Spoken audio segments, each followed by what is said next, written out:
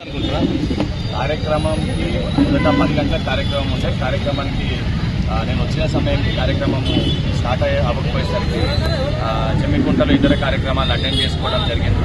ఆ మధ్యలో ఆలస్యం అవుతుంది కాబట్టి సంబంధించిన నాయకులు నాకు కాల్ చేస్తే నా గురించి కార్యక్రమాన్ని ఆపడము అసలు యొక్క వైఖరిగా ఉన్న నాయకుడు బల్మూరి వెంకట్ కాదు, కార్యక్రమాన్ని మీరు ముందుకి కొనసాగించండి, నేను వచ్చిన తర్వాత నేను చాకల ఐలమ్మ గారికి నేను నివాళులు అర్పిస్తా అని చెప్పడం జరిగింది. నా మాట మేరకే కార్యక్రమాన్ని ఏదైతే కంటిన్యూ చేసి కార్యక్రమాన్ని నిర్వహించడం జరిగింది.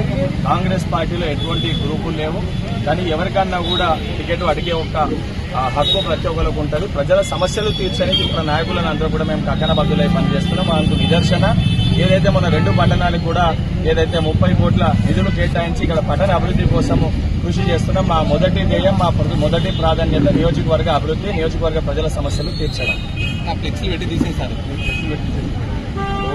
ఎవరన్నా వ్యక్తిగతంగా నేను మళ్లీ చెప్తున్నా, చాకల ఐలమ్మ గారికి నివాళులు అర్పియాలి, జయంతి జరపాలి, ఆ వేడుకల్లో పాల్గొనాలని చెప్పి ఇక్కడ ఉన్న కమిటీ సభ్యుల ఒక ఆహ్వానం మేరకు బల్మూరి వెంకట్ ఇక్కడ రావడం జరిగింది.